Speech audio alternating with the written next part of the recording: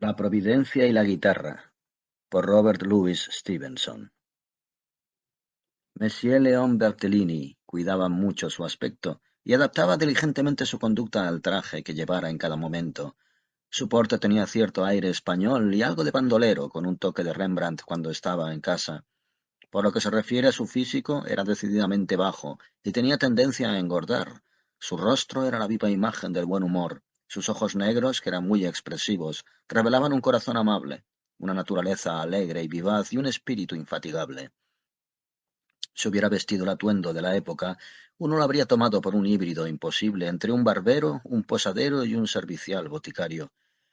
Pero ataviado con la ultrajante intrepidez de una chaqueta de terciopelo, un sombrero de ala ancha, unos pantalones que eran más bien unas calzas de color carne, un pañuelo blanco anudado al cuello con elegancia, un mechón de rizos olímpicos sobre la frente y los pies sempiternamente embutidos en unos zapatos Molière.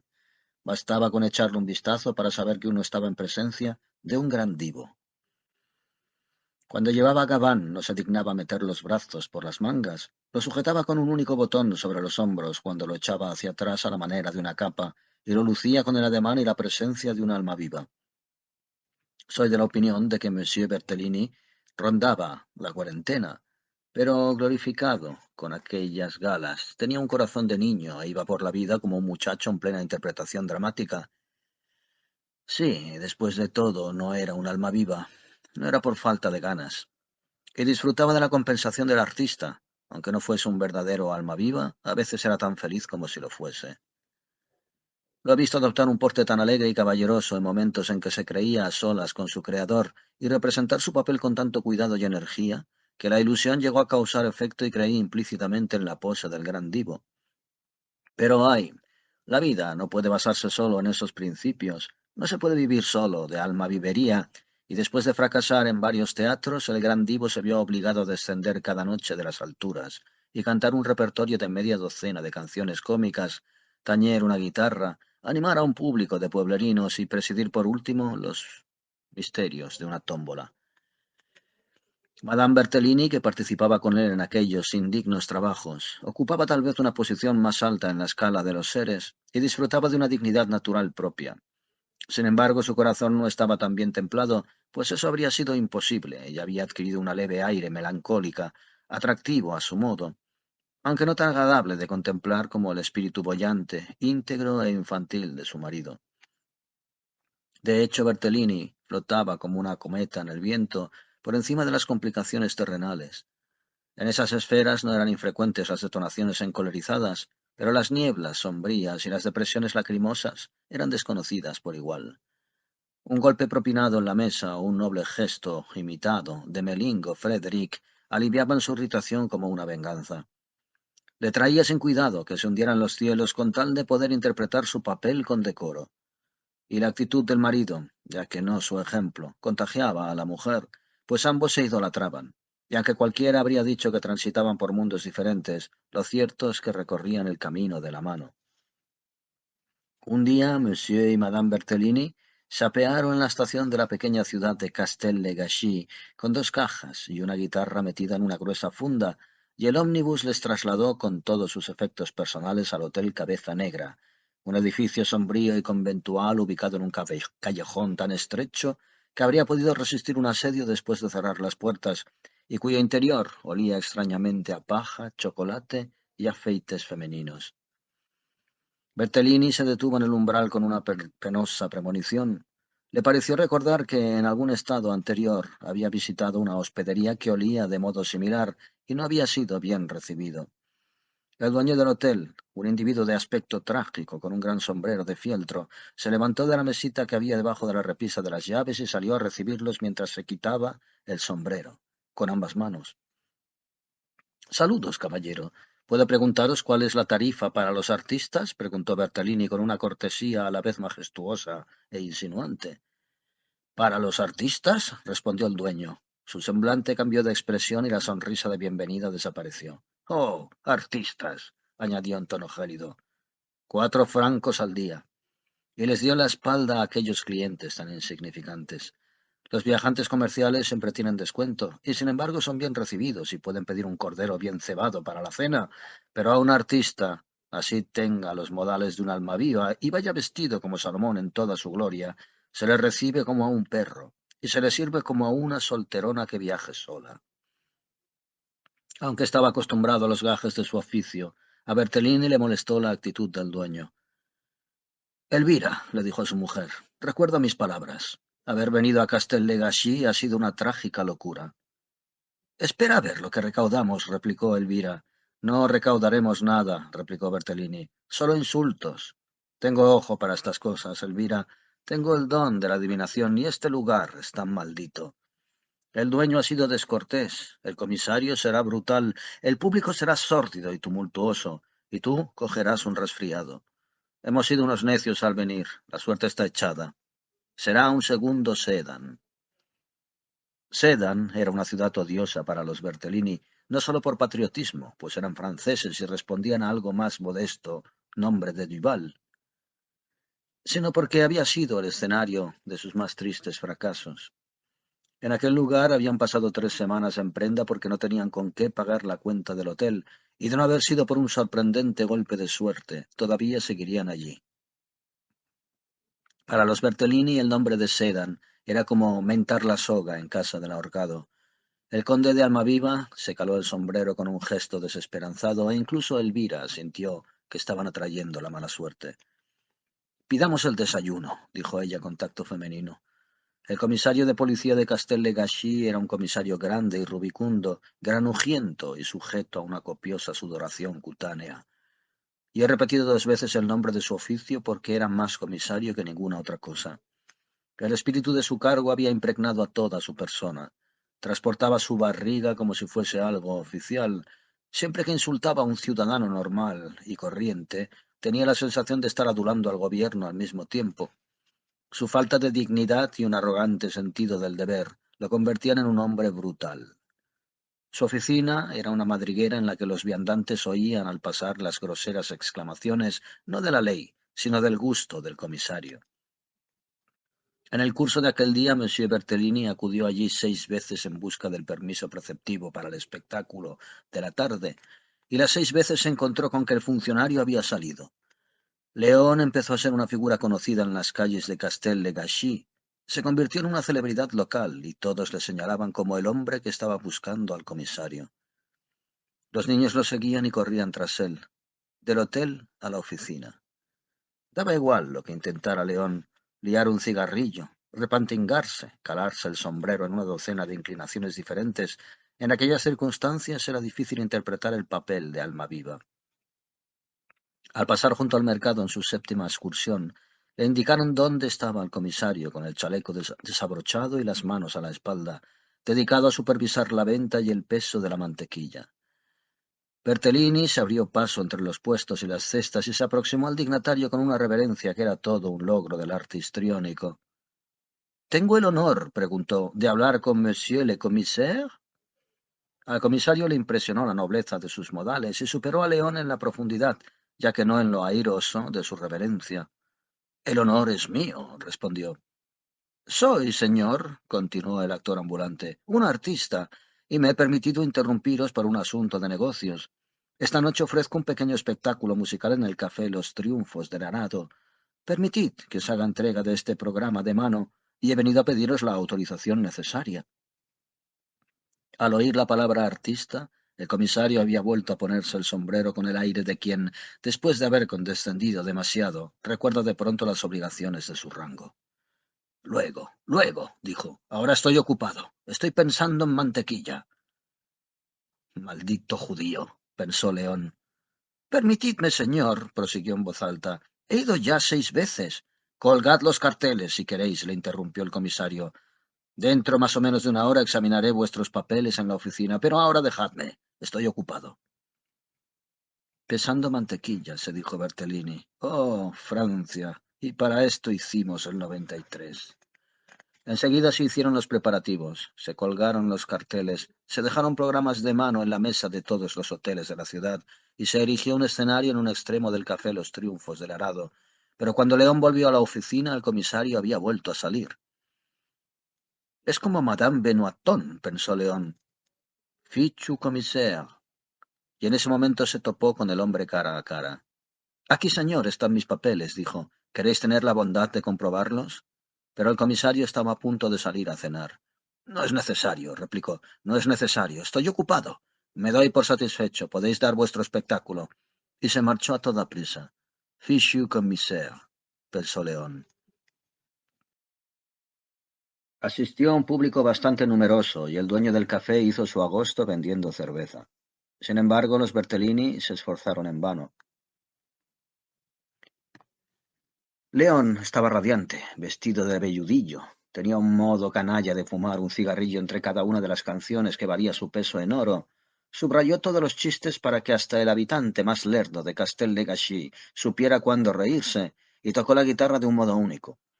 De hecho, su forma de interpretar era tan elegante, florida y refinada, que verle resultaba más entretenido que asistir a una comedia romántica en el teatro.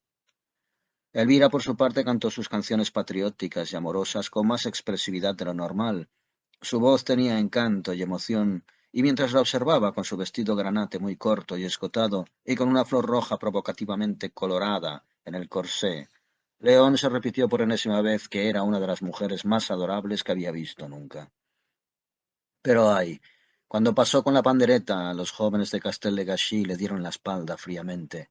Alguno le dio una moneda de medio céntimo y el resultado neto de la colecta no llegó ni a medio franco. El propio alcalde, después de mucho insistirle, contribuyó exactamente con 2 céntimos. Los artistas empezaron a sentir escalofríos.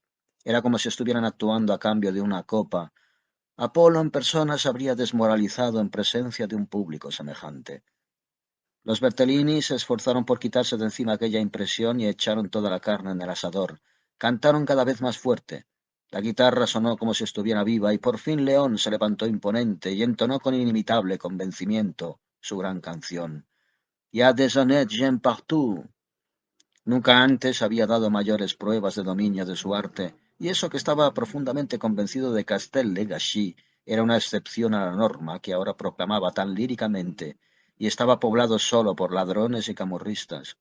Pero como ya he dicho, se lo tomó como un reto, y la cantó como si fuese un artículo de fe, y su rostro brillaba de tal modo mientras lo hacía que cualquiera habría pensado que conseguiría hacer algunos conversos entre el público que ocupaba los bancos. Estaba en lo más agudo de su registro, con la cabeza echada hacia atrás y la boca abierta, cuando abrieron la puerta de par en par y 2 recién llegados entraron ruidosamente en el café. Eran el comisario y un guardia. El impávido Bertellini siguió proclamando «Ya des honnêtes gens partout», pero ahora tanto sentimiento produjo una audible risita entre el público. Bertellini se preguntó por qué. No conocía los antecedentes de aquel guardia ni sabía lo sucedido con unos sellos de correos, pero el público sí lo sabía y le advirtió mucho la coincidencia. El comisario se sentó en una silla vacía con la misma actitud que Cromwell cuando visitaba el Parlamento y de vez en cuando le susurraba alguna cosa al guardia que se quedó respetuosamente erguido a su lado. Ambos tenían la mirada fija en Bertellini, quien seguía insistiendo en su afirmación. Estaba cantando por 20ª vez «Ya des honnêtes gens partout», cuando el comisario se puso en pie y le hizo un gesto brutal con el bastón. ¿Os referís a mí? Preguntó León, interrumpiendo su canción. A vos os digo, replicó el potentado. Fichu commissaire, pensó León, y bajó del escenario y se abrió paso hasta donde encontraba al funcionario. ¿A qué se debe, señor?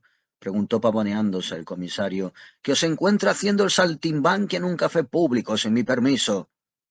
¿Sin vuestro permiso? Exclamó el indignado León. Permitid que os recuerde que... Vamos, vamos, repuso el comisario. No quiero oír ahora vuestras explicaciones.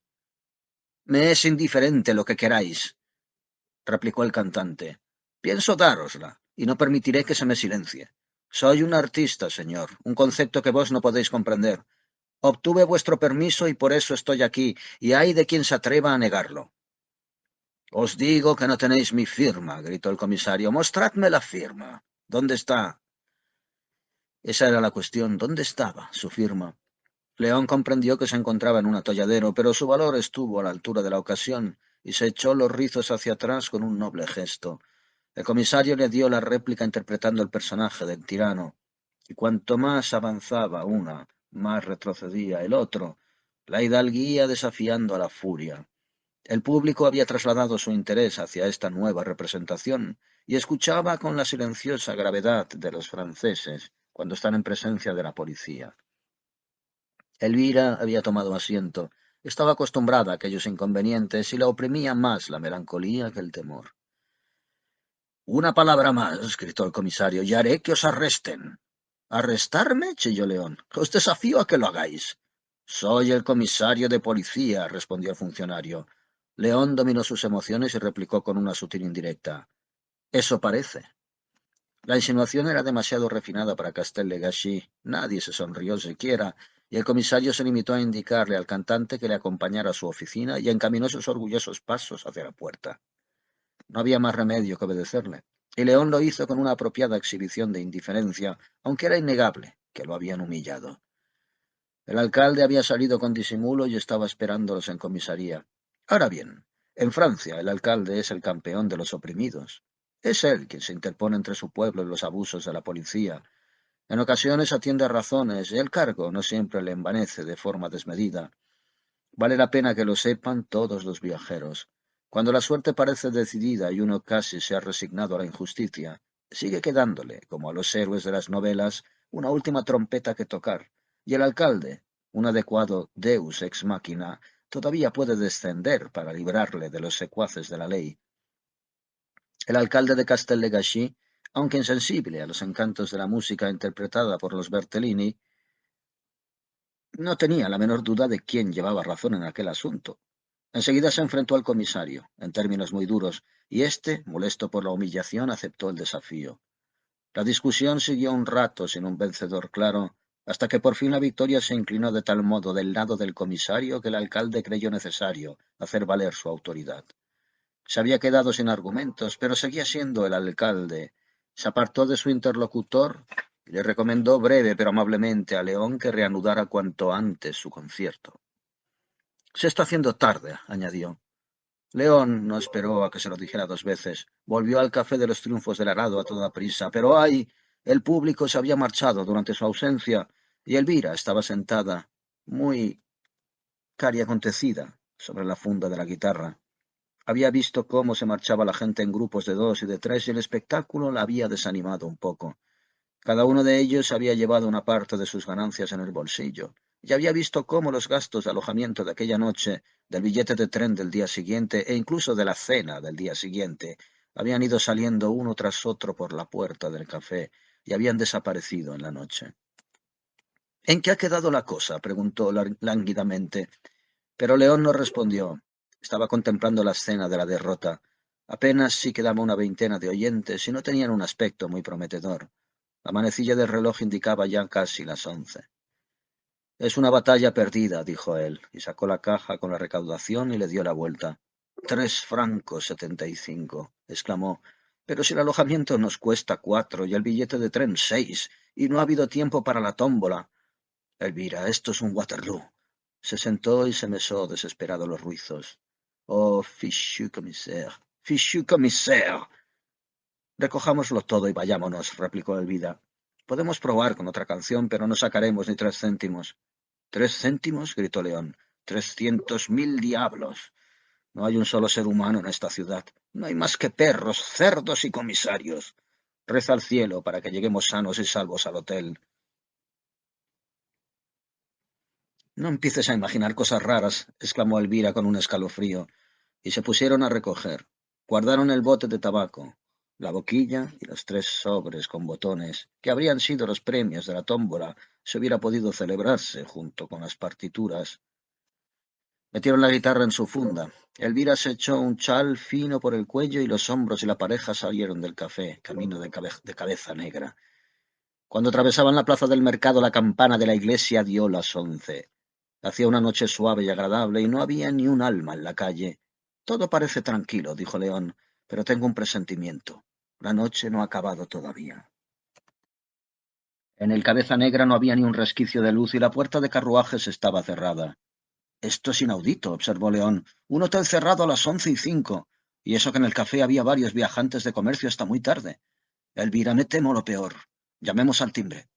El timbre era muy potente, y como estaba debajo del arco, estremeció la casa de arriba abajo con una reverberación áspera y metálica. Su sonido acentuó el aspecto conventual del edificio. A Elvira la embargó un sentimiento gélido, unido a una sensación de oración y mortificación. León, por su parte, parecía estar leyendo las pautas escénicas para un sombrío quinto acto. La culpa es tuya, dijo Elvira. Esto es lo que pasa por imaginarse cosas. Una vez más León llamó al timbre. De nuevo su solemne tañido despertó los ecos del hotel, y antes de que se extinguieran, una luz brilló en la puerta de carruajes y se oyó una voz estentórea que temblaba de ira. ¿Qué ocurre aquí? Gritó el trágico hospedero a través de la reja de la puerta. ¿Cómo os atrevéis a presentaros casi a las 12 armando escándalo como prusianos a la puerta de un hotel respetable? Ah, exclamó. Ahora os reconozco. Unos vulgares cantantes, gente que siempre anda metida en líos con la policía, y osáis presentaros a medianoche como si fueseis señores. Largo de aquí. Permitidme que os recuerde, replicó León en tono alterado, que me hospedo en vuestra casa, que estoy registrado como es preceptivo y que he dejado en ella equipaje por valor de 400 francos. No podéis entrar hasta ahora, repuso el hombre. Esta no es una taberna de ladrones, juerguistas y organilleros. ¡Animal! Gritó Elvira, pues lo de organilleros le tocaba en lo hondo. En ese caso exijo que me devolváis mi equipaje, objetó León con mucha dignidad. No sé nada de vuestro equipaje, replicó el dueño. ¿Retenéis mi equipaje? ¿Osáis retener mi equipaje? Gritó el cantante. ¿Quién sois? Replicó el hospedero. Está muy oscuro. No acierto a reconoceros. Muy bien. Así que retenéis mi equipaje, concluyó León. Lo pagaréis caro. Os amargaré la vida con pleitos, os arrastraré de juzgado en juzgado si todavía queda justicia en Francia. Haré que se cumpla. Y os convertiré en el hazmerreír. Os incluiré en una canción pegadiza, indecente y popular, que los niños cantarán en las calles y con la que os martirizarán a medianoche a través de esta reja. Había ido elevando el tono de voz con cada frase, pues el hospedero se había ido alejando tranquilamente, y cuando se apagó la última rendija de luz y sus pasos se acallaron en el interior, León se volvió hacia su mujer con una expresión heroica. Elvira, ahora tengo un objetivo en mi vida. Destruir a este hombre como Eugène Sue destruyó al portero. Vayamos de inmediato a la gendarmería y demos comienzo a nuestra venganza. Cogió la funda de la guitarra que había apoyado contra el muro y se pusieron en camino muy enfadados por la ciudad silenciosa y mal iluminada. La gendarmería estaba oculta junto a la oficina de correos al fondo de un patio muy amplio que en parte estaba cubierto de jardines. Allí estaban encerrados y sumidos en un sueño agradecido los servidores públicos. Tuvieron que insistir mucho para despertar a uno, y cuando salió por fin a la puerta tan solo acertó a decir que no era asunto suyo. León razonó con él, le amenazó y le suplicó. La señora Bertolini lleva un traje de noche y es una mujer de salud delicada en estado de buena esperanza. Esto último lo soltó, supongo, para impresionarle, pero el hombre siguió dándole la misma respuesta. No es asunto mío. Muy bien, dijo León. En ese caso iremos a ver al comisario. Allí fueron y encontraron la oficina cerrada y a oscuras, pero la casa estaba cerca y poco tiempo después León estaba llamando al timbre como un loco. La mujer del comisario apareció en la ventana. Era una mujer pusilánime y les informó de que el comisario todavía no había vuelto a casa. ¿Sabéis si está en casa del alcalde? Preguntó León. Ella consideró que la posibilidad no era del todo improbable. ¿Dónde está la casa del alcalde? Preguntó. Y la mujer les dio una información bastante vaga al respecto. Tú quédate aquí, Elvira, dijo León, por si me lo cruzo por el camino. Si a mi vuelta no estás aquí, iré directamente al Cabeza Negra. Y se marchó en busca de la casa del alcalde. Estuvo 10 minutos deambulando por callejones sin salida, y cuando llegó eran casi las 12:30. Una tapia blanca del jardín sobre la que asomaban unos gruesos castaños, una puerta con un buzón de correos y un tirador de hierro era todo lo que se veía en el domicilio del alcalde. León cogió el tirador con ambas manos y danzó furioso sobre la acera. El timbre que estaba al otro lado del muro respondió a su actividad y extendió por doquier un alarmante estruendo en el silencio de la noche. Se abrió una ventana de una casa que había al otro lado de la calle y una voz preguntó el motivo de aquel escándalo tan intempestivo.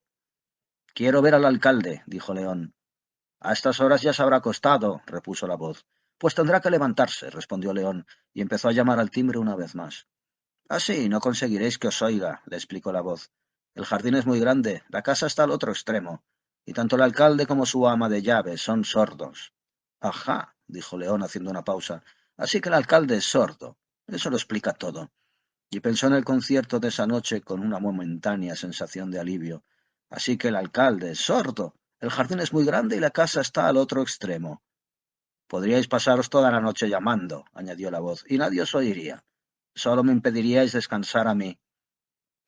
Gracias, vecino, replicó el cantante. Os dejaré dormir. Y volvió a toda prisa a casa del comisario. Elvira seguía paseando de aquí para allá delante de la casa. ¿No ha venido? Preguntó León. No, replicó ella. Muy bien, repuso León. Estoy convencido de que nuestro hombre está adentro. Acércame la funda de la guitarra. Estableceré un asedio formal, Elvira. Estoy enfadado, indignado. Tengo tentaciones truculentas, pero doy gracias a mi Creador porque todavía conservo el sentido del humor. Le cantaremos una serenata a ese funcionario corrupto, Elvira. Le importunaremos de lo lindo. Abrió la funda, tocó unos acordes y adoptó una postura inequívocamente española. Vamos, prueba la voz. ¿Estás lista? Sígueme. La guitarra sonó, y las dos voces se alzaron al unísono con un volumen sorprendente, cantando el estribillo de una canción del viejo Béranger. Commissaire, commissaire, Colin basse à ménagère.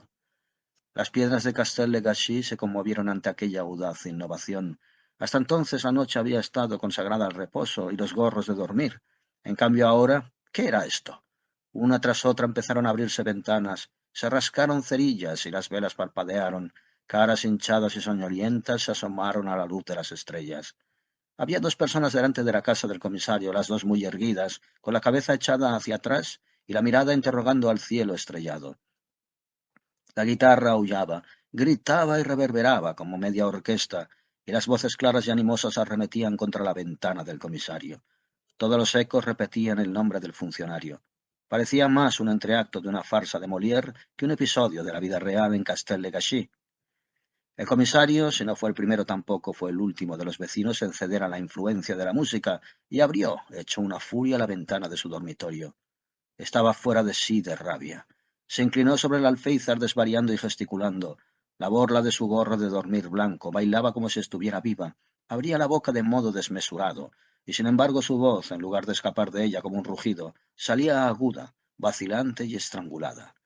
Un rato más de serenata y estaba claro que le daría una apoplejía. Rehúso reproducir aquí su lenguaje, pues aludió a cuestiones demasiado serias para un narrador circunspecto, aunque era conocido por no tener pelos en la lengua y por su tendencia a emplear palabras gruesas. Esa noche se superó a sí mismo, de modo tan notable que una señora soltera, que como todo el mundo se había levantado de la cama para oír la serenata, se vio obligada a cerrar la ventana nada más oír un par de frases. Y lo que oyó perturbó de tal modo su conciencia que al día siguiente afirmó que apenas se sentía ya doncella. León trató de explicar su caso, pero como respuesta solo recibió amenazas de arresto. —¡Como baje, verá! —gritaba el comisario. —Sí —exclamó León—, hágalo. —No lo haré, porque no se atreve —respondió León. Al oírlo el comisario cerró la ventana. —Se acabó —afirmó el cantante—. Quizá no le haya gustado la serenata. Estos patanes no tienen sentido del humor. —Vayámonos de aquí —respondió Elvira con un escalofrío—. Todo el mundo nos mira. Es desagradable y humillante. Luego volvió a dejarse llevar por la emoción. —¡Animales! —les gritó a los espectadores iluminados por la luz de las velas. —¡Burros! ¡Más que burros! —Sálvese quien pueda —dijo León—. Ahora sí que la has hecho buena. Y con la guitarra en una mano y la funda en la otra, emprendió de modo un tanto precipitado la huida del escenario de aquella absurda aventura. Al oeste de Castel-le-Gâchis, cuatro hileras de tilos venerables formaban una avenida tenuemente iluminada por las estrellas, con dos pasillos laterales donde reinaba una total oscuridad. Había unos cuantos bancos de piedra desperdigados entre los troncos. No soplaba nada de viento, sobre las callejuelas flotaba una atmósfera pesada y perfumada, y no se movía ni una hoja. Allí llegaron por fin los Bertellini a pasar la noche, después de llamar en vano a la puerta de varias fondas. Tras una cortés discusión, León insistió en ofrecerle su abrigo a Elvira, y los dos se sentaron en silencio en el primer banco que encontraron. León lió un cigarrillo y se lo fumó mientras contemplaba los árboles, y detrás de ellos las constelaciones cuyos nombres trataba en vano de recordar. La campana de la iglesia rompió el silencio. Sonaron los cuartos con un compás leve y tintineante. Luego siguió una única campanada cuyo eco se extinguió lentamente con un estremecimiento, y volvió a reinar el silencio. —La una —dijo León—. Faltan 4 horas hasta que se haga de día. No hace frío. Lucen las estrellas. Tengo tabaco y cerillas. No exageremos, Elvira. La situación tiene su encanto. Siento un fuego en mi interior. He vuelto a nacer. Esta es la poesía de la vida. Piensa en las novelas de Cooper, cariño. León, respondió ella enfadada, ¿a qué viene esa sarta de tonterías absurdas y descabelladas? Pasar la noche a la intemperie es una pesadilla. Moriremos. No te dejes llevar por los nervios, replicó León en tono apaciguador. Aquí no se está tan mal. Lo que pasa es que te preocupas más de la cuenta. Vamos, ensayemos una escena. ¿Qué te parece Alceste y Celimén? ¿No? ¿Y un pasaje de Las dos huérfanas? Vamos, te entretendrá. Te daré la réplica como nunca. Siento el arte en la médula de los huesos. Calla o me volverás loca, gritó ella. ¿Es que eres incapaz de tomarte algo en serio? ¿Ni siquiera en esta situación tan horrible? Horrible, objetó León. Horrible, no es la palabra. Dime, ¿dónde te gustaría estar? Dites, la Jonvelle, où voulez-vous aller? Canturreó.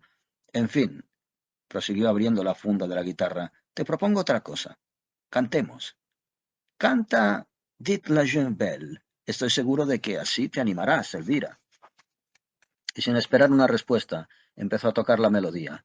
Los primeros acordes despertaron a un joven que dormía en un banco cercano.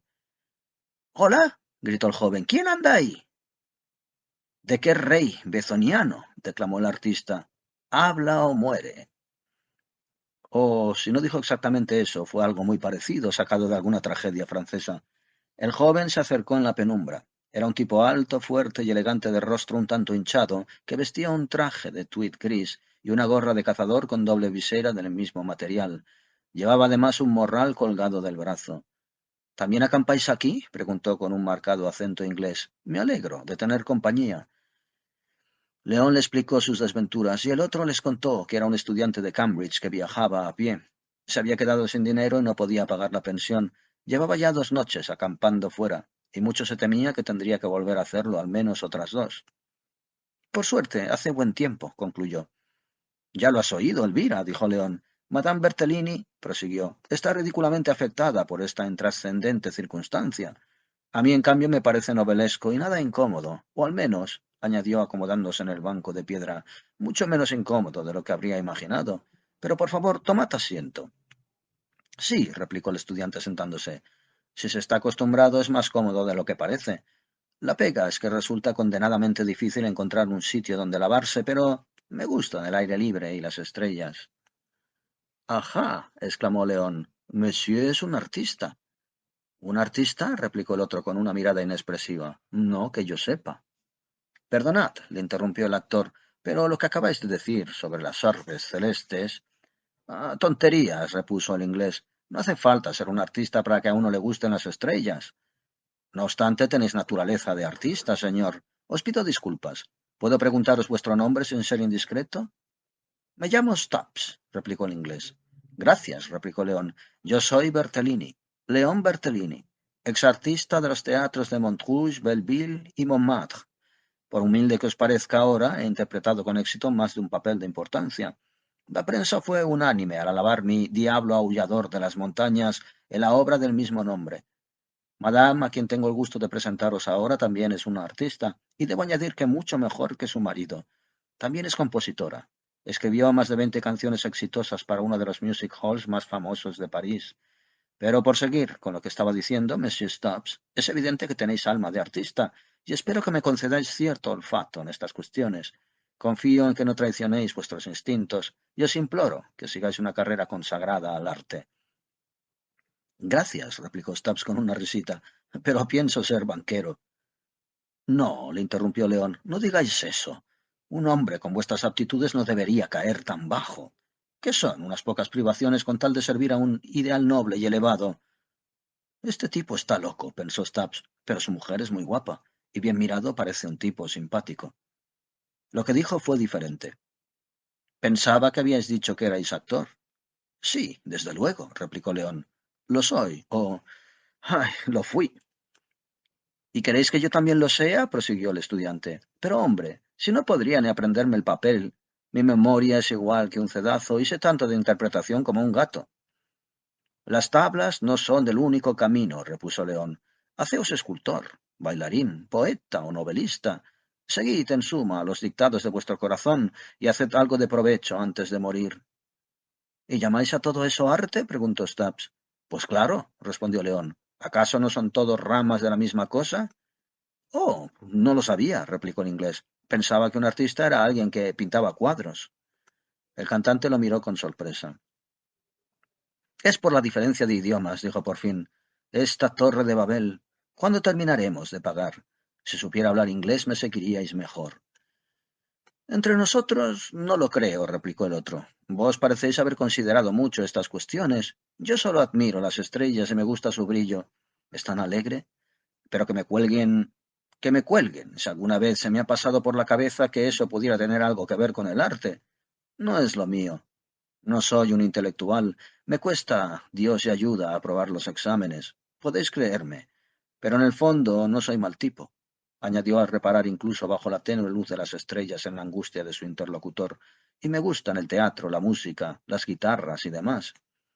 León tuvo la sensación de que no acababan de entenderse, así que cambió de tema. Así que viajáis a pie, prosiguió. ¡Qué novelesco! ¡Qué valiente! ¿Y qué os parece mi país? ¿Qué impresión os han producido estas montañas? Pues la verdad, empezó Stubbs, estuvo a punto de decir que no le interesaban los paisajes, lo que no era ni mucho menos cierto, y que hacía aquello por hacer ejercicio, pero había empezado a sospechar que Bertolini prefería hablar de otras cosas y respondió de manera muy distinta. La verdad es que me gusta mucho. Me habían contado que no era muy bonito, e incluso la guía lo decía, pero no sé por qué. A mí me parece precioso. Vaya que sí. En ese momento, de forma inesperada, Elvira estalló en llanto. Mi voz, gritó. León, si me quedo aquí más tiempo, perderé la voz. No nos quedaremos ni un minuto más, gritó el actor. Te encontraré un techo aunque tenga que llamar a todas las puertas o me vea obligado a incendiar la ciudad. Y tras pronunciar esas palabras volvió a poner la guitarra en su sitio, la consoló con unas caricias y le ofreció su brazo. Monsieur Stubbs, dijo quitándose el sombrero, temo que nuestro recibimiento haya sido un tanto equívoco, pero os ruego que sigáis concediéndonos el placer de vuestra compañía. Ahora estáis un poco avergonzado. Permitid que sea yo quien os lo pida. Os lo pido como un favor. No debemos separarnos tan pronto después de habernos conocido de un modo tan extraño. Oh, bueno, ya sabe, dijo Stubbs. Nunca permitiría que un hombre como usted. Hizo una pausa, pues tenía la sensación de no estar yendo por buen camino. No me gusta recurrir a las amenazas, prosiguió León con una sonrisa, pero si rehusáis lo consideraré como un insulto. No veo cómo voy a salir de esta, pensó el estudiante, y luego, tras una pausa, respondió en voz alta y sin demasiada desenvoltura.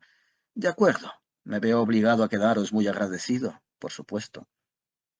Y los acompañó pensando, en cualquier caso, no me parece que esté bien imponerle a nadie una obligación. León andaba a grandes zancadas, como si supiera exactamente a dónde se dirigía. Los sollozos de la mujer todavía eran vagamente audibles y nadie decía una palabra. Un perro ladró furioso cuando pasaron junto a un patio. Luego el reloj de la iglesia dio las 2, y muchos relojes domésticos le secundaron con voces cantarinas. Y justo en ese instante Bertolini reparó en una luz. Ardía en una casita a las afueras de la ciudad y el grupo se encaminó enseguida hacia allí. Siempre es una posibilidad, arguyó León. La casa en cuestión estaba apartada de la calle, detrás de un espacio abierto, en parte jardín, en parte campo de nabos. Varias dependencias se apiñaban formando un ángulo recto con la fachada a ambos lados del edificio. Uno de ellos lo habían reformado hacía poco para abrir una enorme ventana en el tejado y en la pared que daba al norte, y León empezó a abrigar esperanzas de que se tratase del estudio de algún artista. Si se trata de un pintor, dijo con una risita, apuesto 10 contra 1 a que nos recibirá de maravilla. Yo tenía entendido que casi todos los pintores eran pobres, afirmó Stubbs. Ah, exclamó León, vos no conocéis el mundo tan bien como yo. Cuanto más pobre sea, mejor para nosotros. Y el trío se internó en el campo de nabos. La luz estaba en el piso de abajo, y como una de las ventanas parecía más iluminada que las otras dos, supusieron que habría una única lámpara en un rincón de la habitación, y cierto resplandor trémulo e indeciso les mostró que la chimenea encendida debía de contribuir a aquel efecto. Entonces oyeron una voz, y los intrusos se detuvieron a escuchar.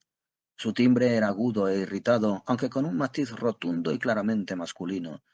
La expresión era voluble, incluso demasiado voluble para que resultase clara, un chorro de palabras que subía y bajaba, y de vez en cuando alguna que otra frase suelta, como si el que hablaba se regodeara en sus virtudes. De pronto se le sumó otra voz, esta vez femenina, y si el hombre parecía enfadado, la mujer estaba hecha una auténtica furia. Se apreciaba esa compostura totalmente inexpresiva que conocen también los hombres que sufren, ese modo de hablar insípido y artificial que exhibe un espíritu equilibrado entre el homicidio y la histeria, ese tono en que las mejores mujeres a veces dedican palabras peores que la muerte a quienes más quieren. Si los huesos y el sepulcro tuvieran el don de la palabra, así y no de otro modo, es como hablarían. León era un hombre valiente y temo que un tanto escéptico. Había sido educado en un país papista, pero el hábito de la infancia prevaleció y se santiguó devotamente. Había conocido a muchas mujeres en su carrera.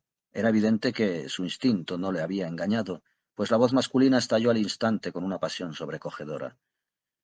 El estudiante, que no había comprendido el significado y la importancia de la intervención de la mujer, aguzó el oído al notar el cambio de tono del hombre. Me parece que se avecina una pelea, opinó. Hubo otra réplica de la mujer, todavía tranquila, pero en voz un poco más alta. ¿Un ataque de histeria? Preguntó León a su mujer. ¿Son esas las pautas escénicas? ¿Cómo quieres que lo sepa? Replicó Elvira en tono desabrido. Oh, mujeres, mujeres, dijo León abriendo la funda de la guitarra. Es la cruz de mi vida, Monsieur Stubbs.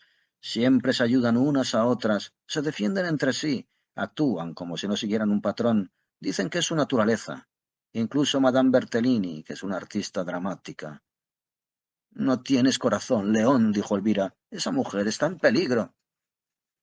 ¿Y el hombre, ángel mío? Inquirió Bertellini, metiendo la cabeza por la correa de la guitarra. ¿Y el hombre? ¿Mon amour? Es un hombre, respondió ella. ¿Habéis oído eso? Le preguntó León a Stubbs. Fijaos en la entonación. Y ahora, prosiguió, ¿qué vamos a ofrecerles? ¿Es que vais a cantar? Soy trovador, replicó León. Exijo una bienvenida a cambio de mi arte. ¿Acaso podría hacerlo si fuese banquero? Bueno, en ese caso no os haría falta, respondió el estudiante. Diantres, exclamó León, aunque admito que tiene razón. Elvira, tiene razón. Pues claro que la tiene, replicó ella. ¿Acaso no lo sabías? Cariño, respondió León en tono grandilocuente, no sé nada que no sea agradable. Incluso mi conocimiento de la vida es una excelsa obra de arte. Pero, ¿qué vamos a ofrecerles? Deberíamos pensar en algo apropiado. Al estudiante se le ocurrió deja que los perros se deleiten, pero recordó que la poesía estaba en inglés y además no se sabía la música, así que no contribuyó con ninguna sugerencia. Algo que aluda a que no tenemos dónde alojarnos, dijo Elvira. Ya lo tengo, exclamó León, y empezó a cantar una coplilla de Pierre Dupont. ¿Savez-vous où j'étais, mais c'est joliment? Elvira se le unió y también Stubbs, con buen oído y buena voz, aunque con un conocimiento un tanto precario de la melodía. León y su guitarra estuvieron a la altura de la situación. El actor prodigó su do de pecho con generosidad y entusiasmo, y mientras miraba al cielo agitando los rizos negros, según su heroica costumbre, le pareció que las mismísimas estrellas contribuían con un mudo aplauso a sus esfuerzos, y que el universo le prestaba su silencio como coro. Esa es una de las ventajas de los cuerpos celestes, que no son de nadie en concreto, y un hombre como León, un endimión crónico que se las arregla para abrirse paso contra viento y marea, siempre se considera el centro del mundo. Solo él, y hay que subrayar que era el peor cantante de los tres, se tomaba la música en serio y juzgaba la serenata desde un elevado punto de vista artístico. Elvira, en cambio, estaba preocupada por el recibimiento que les harían, y en cuanto a Stubbs, aquello le parecía una simple broma. ¿Sabes dónde se oculta el bello mes de mayo? Siguieron cantando los tres en el campo de nabos.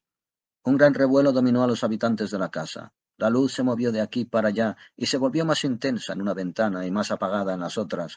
Luego se abrió la puerta y un hombre vestido con un blusón apareció en el umbral con una lámpara en la mano. Era un tipo joven y fuerte, con la barba y el pelo revueltos, el cuello de la camisa desabrochado y el blusón manchado de pintura al óleo con un desorden arlequinesco. Había un toque rural en la caída de las bolsas de los pantalones que llevaba sujetos con un cinturón. Justo detrás de él y por encima de su hombro, un rostro de mujer escudriñaba la oscuridad. Parecía pálida y fatigada, aunque era joven todavía. Exhibía una hermosura en declive y que no tardaría en desaparecer, y su expresión era a la vez amarga y amable, y recordaba vagamente el sabor de ciertas medicinas. Pese a todo, no era un rostro desagradable, y daba la impresión de que cuando la hermosura hubiera desaparecido, cierta pálida belleza ocuparía su lugar. Y como tanto su dulzura como su aspereza parecían rasgos de juventud, era de esperar que, con los años, ambos se fundieran en un temperamento constante, animoso y nada desabrido. ¿Qué está pasando aquí? León se quitó el sombrero al instante, se adelantó con su elegancia acostumbrada y fue un gesto que habría arrancado una salva de aplausos en cualquier escenario. Elvira y Stubbs avanzaron tras él como un par de corderos de Admeto que siguieran al dios Apolo. Señor, dijo León, sé que la hora es totalmente intempestiva y que nuestra pequeña serenata bien podría parecer una impertinencia. Creed, señor mío, que se trata más bien de una súplica. Veo que Monsieur es un artista. Nosotros también lo somos y no tenemos dónde pasar la noche. Una es una mujer de salud delicada, en traje de noche y en estado de buena esperanza. Eso debería bastar para conmover el corazón de Madame, a quien veo vagamente detrás de Monsieur y cuyo rostro parece el de una persona ecuánime. Ah, Monsieur, Madame, un gesto generoso y haréis felices a tres personas. 2 o 3 horas junto al fuego, os lo pido, Monsieur, en nombre del arte, y a vos, Madame, en nombre de la santidad de las mujeres.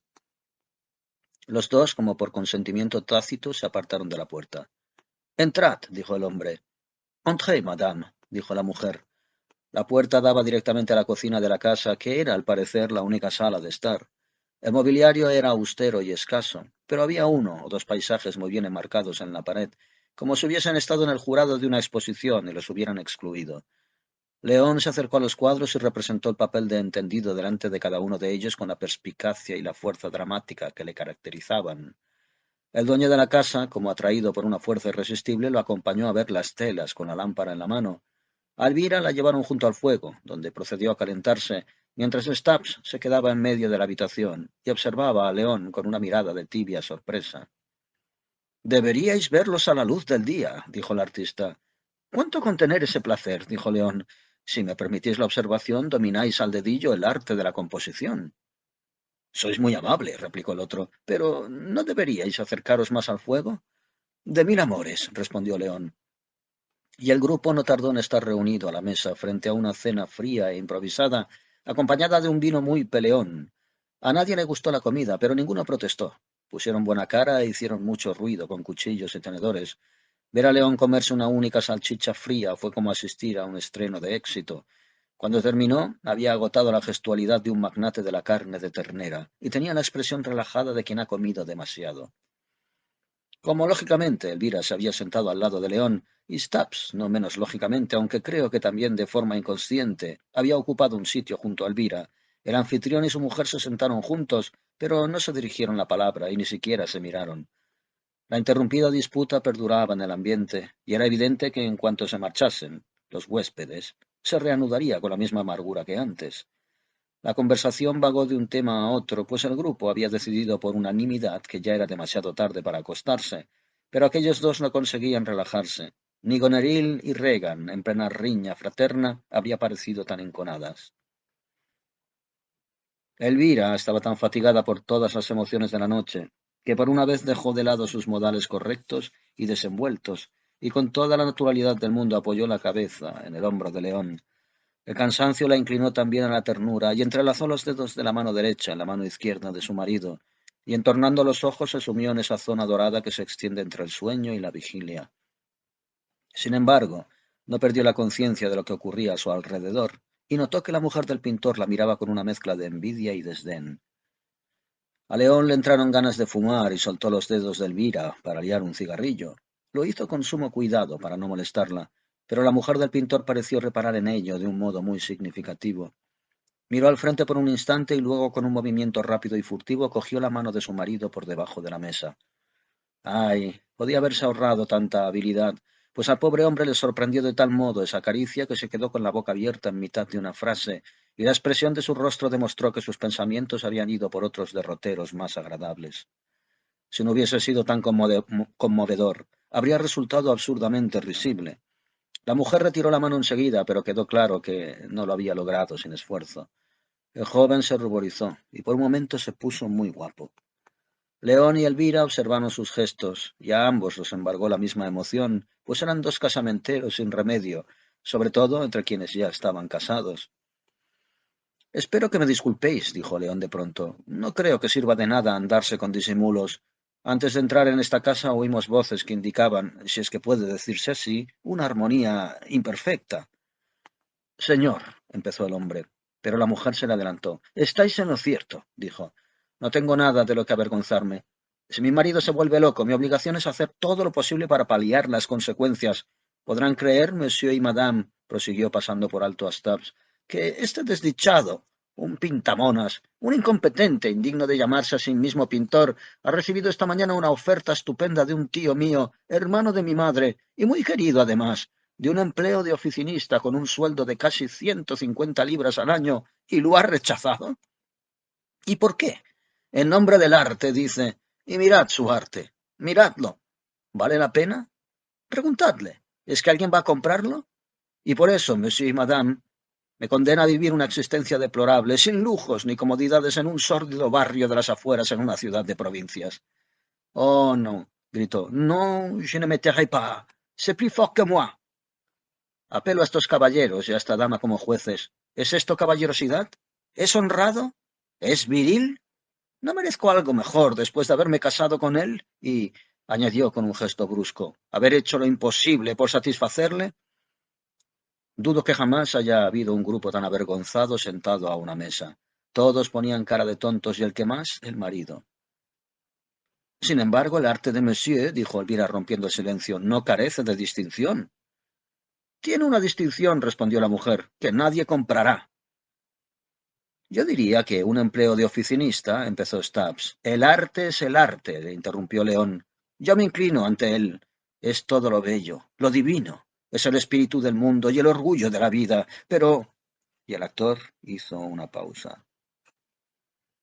¿Un empleo de oficinista? Empezó Stubbs. Os diré lo que pasa, dijo el pintor. Soy un artista, y como dice este caballero, el arte es esto y aquello, pero por supuesto, si mi mujer me va a hacer la vida imposible, prefiero arrojarme al río. Hazlo, le espetó su mujer. No tienes valor. Lo que iba a decir, prosiguió Stubbs, es que uno puede trabajar de oficinista y pintar tanto como le venga en gana.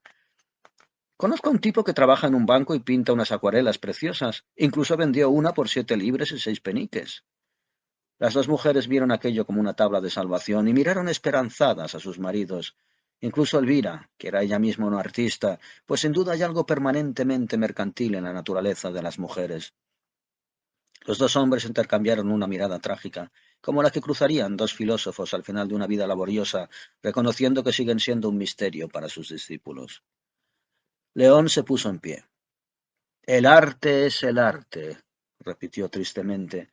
No se trata de pintar acuarelas ni de ensayar al piano. Es una forma de vida. Y mientras tanto, uno se muere de hambre, observó la mujer de la casa. A mí no me parece que eso sea vida. Tengo una idea, estalló León.